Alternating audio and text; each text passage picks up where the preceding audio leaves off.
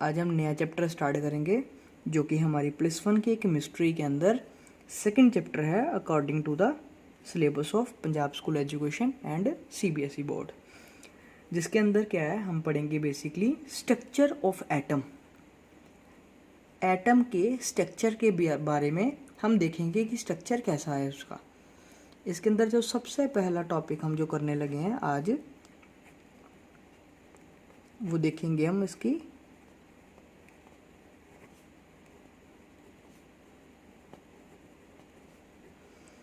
General introduction. इस chapter की general introduction क्या है, इस चीज़ के बारे में हम अब आज पढ़ेंगे। ठीक है, हमने देखना है इस चैप्टर के अंदर कि हमें स्ट्रक्चर के बारे में क्या क्या पता लगता है एटम के। और एक चीज़ बता दूँ, इस टॉपिक के अंदर मैं जो बताने लगा हूँ आपको, वो आने वाले इस टॉपिक के मतलब समझ ली इस चैप्टर के अंदर जो आने वाले टॉपिक्स हैं उनके बारे में आपको ये बताऊंगा इस टॉपिक के अंदर। सबसे पहले तो हमें पिछले चैप्टर में हमने एक टॉपिक किया था जिसका नाम था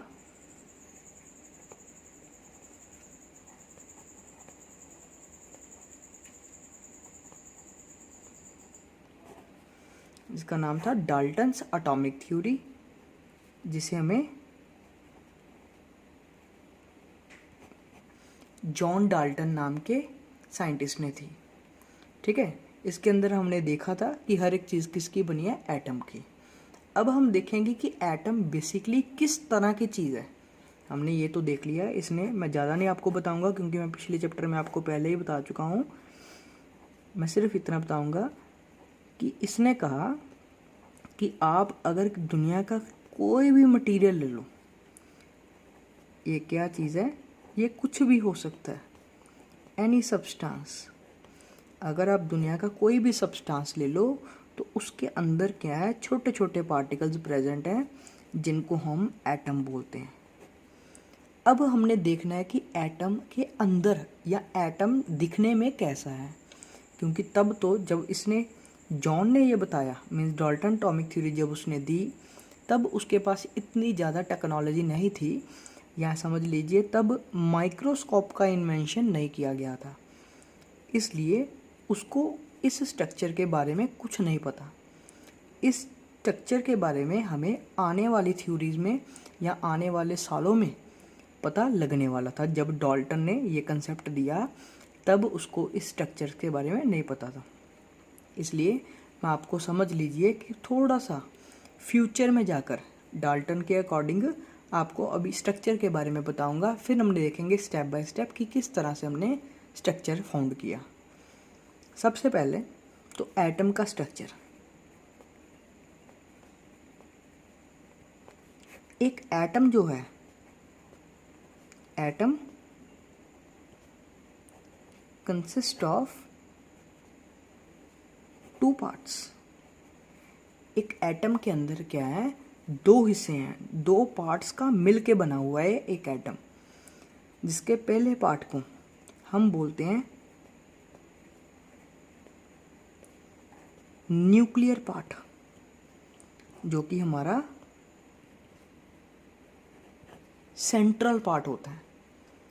जो पार्ट मैं 2 आपको बताने लगा हूँ उसमें से पहला पार्ट क्या है, न्यूक्लियर पार्ट, जो कि हमारा सेंट्रल पार्ट है, और दूसरा है हमारा एक्स्ट्रा न्यूक्लियर पार्ट, जिसको हम आउटर पार्ट बोलते हैं। ये हमारा सेंट्रल पार्ट हो गया और ये हमारा आउटर पार्ट हो गया। अब स्ट्रक्चर के बारे में कुछ ड्रॉ करूं तो दिखने में कुछ इस तरह का है। और एक चीज़, एक्स्ट्रा न्यूक्लियर पार्ट में, एक्स्ट्रा न्यूक्लियर पार्ट्स को आप सिंपली शेल्स भी कह सकते हो, या आप इसको ऑर्बिट्स भी कह सकते हो। ठीक है, आप चाहे इसको एक्स्ट्रा न्यूक्लियर पार्ट कह लो, या उसको शेल्स कह लो, या उसको ऑर्बिट्स कह लो। अब दिखने में कैसा है, कुछ इस तरह से। सबसे पहले तो उसके अंदर क्या पार्ट है, एटम देखने में कुछ इस तरह का बनता है।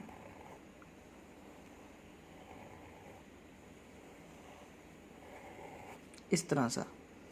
ठीक है, जो उसके अंदर का हिस्सा है ये पार्ट जिसको मैंने शेड किया है, इस पार्ट को बोलते हैं हम इसका न्यूक्लियर पार्ट और सेंट्रल पार्ट, ठीक है, जिसको हम सिंपल वर्ड में न्यूक्लियस भी कह सकते हैं।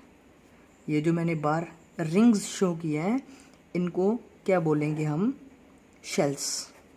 ज़्यादातर शेल्स या ऑर्बिट्स बोला जाता है और इसको एक्स्ट्रा न्यूक्लियर पार्ट भी कहा जाता है, ठीक है। ये हमारा हो गया एटम का बेसिक स्ट्रक्चर। अब एटम क्या है? एटम खाली भी नहीं है। एटम के अंदर 3 फंडामेंटल, 3 या जिसको बेसिक भी कह सकते हैं, पार्टिकल्स प्रेजेंट है।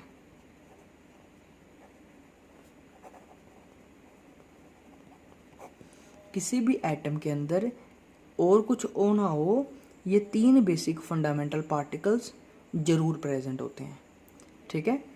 ज़्यादातर 2 तो हर एक में होंगे, बट कुछ पार्ट्स में, कुछ एटम्स के अंदर ये 1 पार्टिकल कम भी होता है।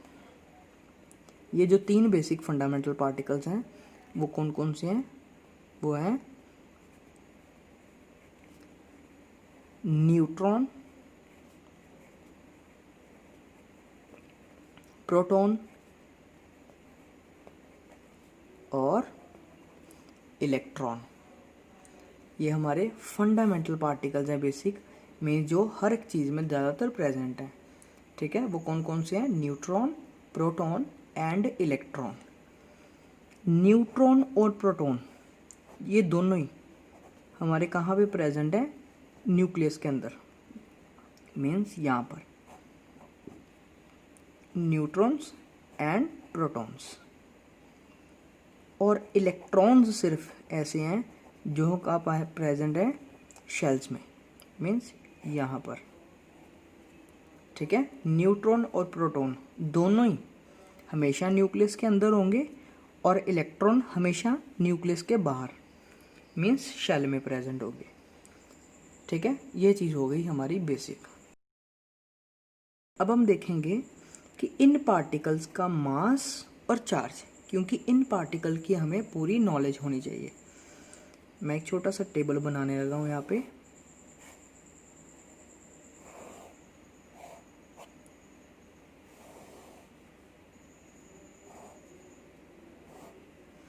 यहाँ पे आ गया मेरा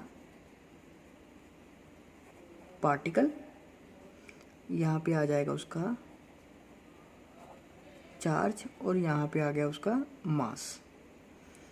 मास को हम लिखेंगे in terms of KG, kilogram. Charge को हम लिखेंगे इन टर्म्स ऑफ कूलम, ठीक है। कूलम हमारा, जैसे मास का यूनिट कौन सा है? किलोग्राम, केजी, ऐसे ही चार्ज का यूनिट कौन सा होता है? कूलम। पार्टिकल कौन कौन से हैं? सबसे पहले न्यूट्रॉन। न्यूट्रॉन पे चार्ज कितना होगा? न्यूट्रॉन पे 0 चार्ज होता है। न्यूट्रॉन नाम न्यूट्रल से पड़ा है, ठीक है, means no charge containing particle, ठीक है। प्रोटॉन की बात करें तो प्रोटॉन पे plus positive means positive charge present है, जो कि कितना है? 1.6 इंटू 10⁻⁻19 कूलम।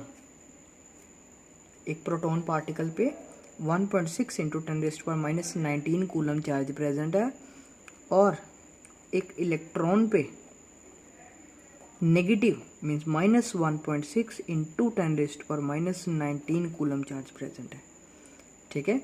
दोनों सेम है, सिर्फ फर्क क्या है? मैग्नीट्यूड का। प्रोटॉन को P+, इलेक्ट्रॉन को E- और न्यूट्रॉन को सिंपली N, इस तरह से डिनोट भी किया जाता है, ठीक है, on the basis of their charge. Neutron को N, प्रोटॉन को P+, इलेक्ट्रॉन को E-। इसका चार्ज 0, इसका चार्ज +1.6 इंटू 10⁻⁻19 कूलम, इसका चार्ज -1.6 इंटू 10⁻⁻19 कूलम। अब बात करें मास की। मास की बात करें तो न्यूट्रॉन जो है उसका मास 1.67 इंटू 10⁻⁻27 kg, ठीक है, 1.67 इंटू 10⁻⁻27 kg। प्रोटॉन का मास भी 1.67 इंटू 10⁻⁻27 kg है। Means approximately both are same, but अगर पूरी आगे पॉइंट पे भी जाऊं तो इसका मास, प्रोटॉन का मास थोड़ा सा ज़्यादा होता है एज कम्पेयर टू न्यूट्रॉन से। इलेक्ट्रॉन का मास जो है वो है 9.1 इंटू 10⁻31 kg। मीन्स अगर आपको पूछा जाए कि तीनों में से सबसे हल्का पार्टिकल कौन सा है, लाइटेस्ट पार्टिकल कौन सा है, दैट इज इलेक्ट्रॉन।